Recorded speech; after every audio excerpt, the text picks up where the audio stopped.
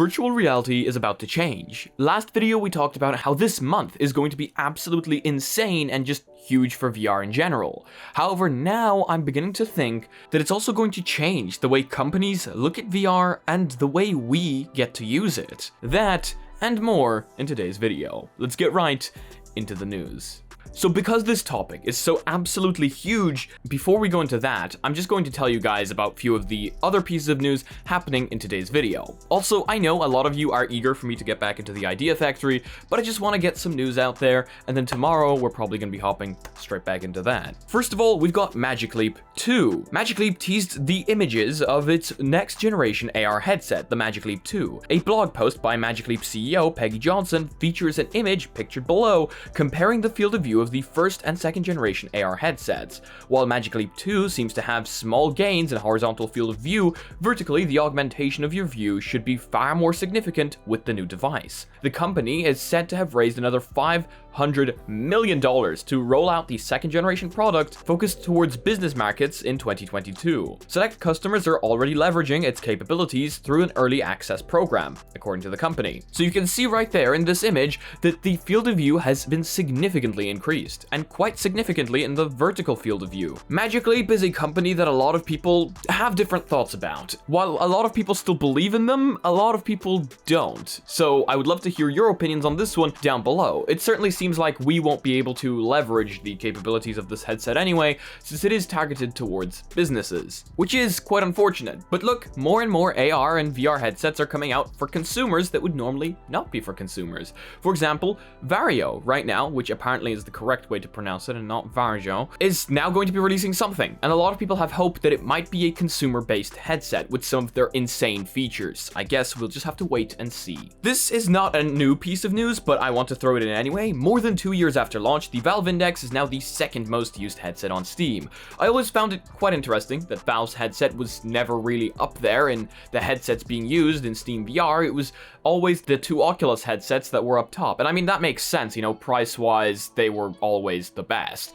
But now it seems Valve is finally climbing up its own ladder, with the Valve Index now being the second most used headset on SteamVR. And you know what? That's good. I know a lot of people that are using the Valve Index as their main headset, so it's clearly a very good headset. It's just a little pricey, and it's nice to see Valve finally climbing up that ladder and getting second spot on their own headsets. I guess it kind of shows you that Oculus is, well, as much as not really starting to lose a grip on its monopoly on VR, not yet anyway, it's kind of dropping its reach, if you get what I'm trying to say.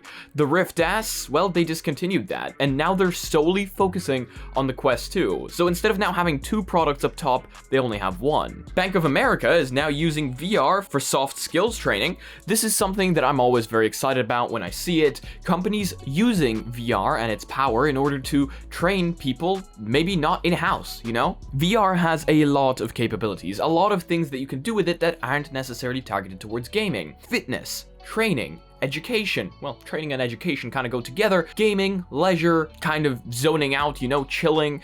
It's absolutely fantastic. And I love to see it when companies use VR and kind of expand its reach that way. There's no denying the fact that in the last 2 years, VR has absolutely exploded in that case. More companies and people are using VR for these things than ever have before. It's really showing you how many people VR has reached throughout these last 2 years. I mean, it's incredible, and it's really helping the platform grow, because the more people use it, the more companies use it, the more companies will be interested in making VR headsets. So let me just read a little bit to you. One of the largest financial institutions in the nation, Bank of America, has announced that it will soon begin using VR for soft skills training at almost 4,300 financial centers around North America. Roughly 50,000 employees will use VR to practice a number of tasks, as well as engage in various client interactions employees are likely to encounter on a daily basis. So in this little picture that we see here, it looks like they're using the Oculus Go, which is quite interesting. I mean, it could be enough for training applications, and you know, now the Go is getting access to root access. Yes. So maybe that's something that Bank of America enjoyed, or maybe this is just an image and tells us absolutely nothing, and they're actually going to be using Quest or something like that. To me, it always leans on the side of businesses are going to be more interested in AIOs, because it means they don't need computers and they can just put it onto the person they're training and boom, problem solved. So yeah, that's quite interesting. Let me know what you think down below. And now, Finally, the piece of news that is going to lead us into what I want to talk about on a larger scale. HTC Vive first look at Vive Flow with new video. This is from Upload VR. HTC's latest teaser for the expected Vive Flow reveal later this week gives us our first look at the actual product itself. Well, bits of it at least. The short clip initially posted on Instagram and seen below includes 3 very brief views of the kit from 3 different angles. It's still not enough to say anything solid about the design, other than it's looking increasingly likely that it is a new headset of some sorts. So, I've seen a lot of people talk about this throughout the last few days. A lot of leaks coming out about the new HTC Vive, and a lot of people talking about it looking kind of like the prototype that we saw before, called Proton. And I mean, looking at all the images and videos, it certainly looks quite similar. Is it going to be it? We have no clue. I guess we need to wait till the 14th to find out. But with that comes people speculating that it's going to be a media device, not entirely a headset with 6 DoF or 3 DoF, but more a headset that you just put on for media consumption. When you read through these articles, you really find a lot of people in the comment section talking about how this is going to be a media device. But this is what I want to focus on today. I do think VR is slowly changing. Whether it's for the good or for the worse, you guys can decide that for yourself after I'm done explaining. Currently, we've got one standalone headset ruling them all, the Oculus Quest 2. This headset can do basically everything. You know, it has hand tracking, it has controller tracking, but it's basically a monopoly. It's being ruled by Facebook, and a lot of people don't like that. Sure, it's expanded VR to way more people than we have ever seen, but again, that fact that it's a monopoly and things like that slowly might be changing. With all these companies releasing headsets this month, makes me wonder, which way is VR truly going? Are we going to be getting more AIOs like the Oculus Quest 2 from other companies? For example, now we have the AirPower headset, which has been mentioned inside the comment section quite a few times, and I would really love to take a look at that, since it does look quite promising, especially with those beautiful panels, but it really makes you wonder, are we going to be getting more of those AIOs, like the AirPower, like the Oculus Quest 2, like all the others that we've been teased, or are we going to start getting split headsets? What do I mean by that? Headsets that focus on fitness, headsets that focus on gaming, and headsets that focus on media consumption.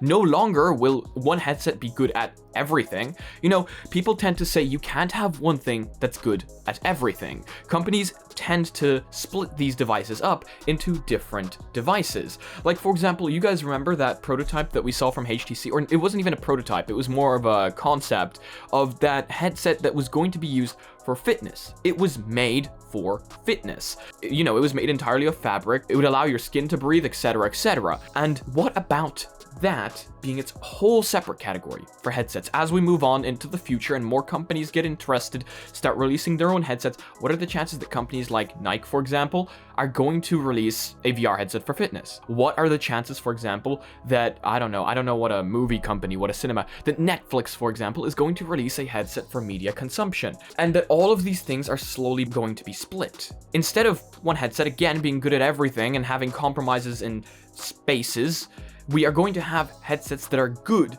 that are very, very good at that one thing. Sure, it would mean that you'd have to buy more headsets, but is this where we are heading? Or are companies just going to start releasing more AIOs like the Quest 2, etc., etc., that are just good at everything? But then the question lies, are these headsets really good at everything, or do they have certain compromises in certain spaces? Like I said, people tend to say you can't have one thing that's good at everything.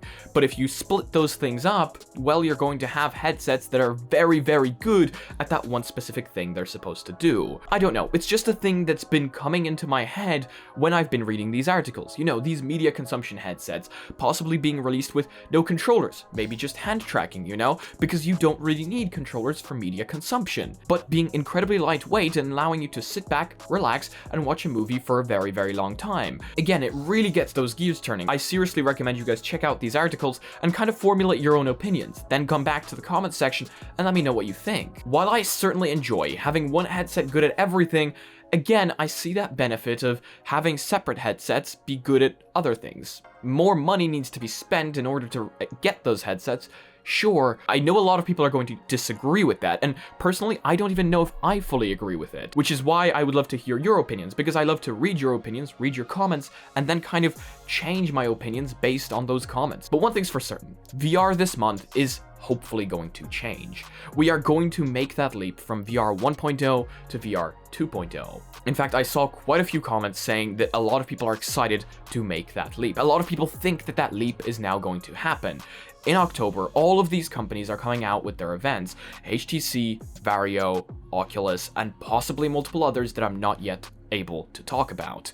If this does happen, if we end up getting headsets that are slimmer, lighter, and can be worn for a longer period of time without sacrificing clarity or FPS while being AIOs, that is going to be that leap to VR 2.0. A lot of people have been saying that the Oculus Quest and the Oculus Quest lineup currently wasn't really a leap to VR 2.0, more of a leap to VR 1.5.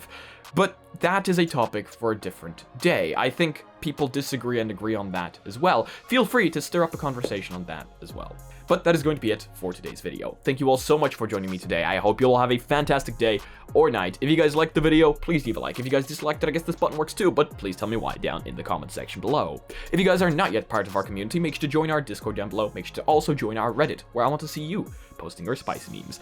If you guys would like to support the channel in any way, shape, or form, we've got sick mugs down below that boost your FPS by 300%, and merch that does not put a huge ad on your body. Thank you so much to the Patreons. Your support means a huge amount to me. You allow me to continue making these videos, upgrading my gear, and just making the content more enjoyable for the rest of you. So, thank you so much. And if you guys would like to be notified of extra content coming up on the channel daily, make sure to smack that subscribe button with your forehead, ding my bell, and see you again in the next video.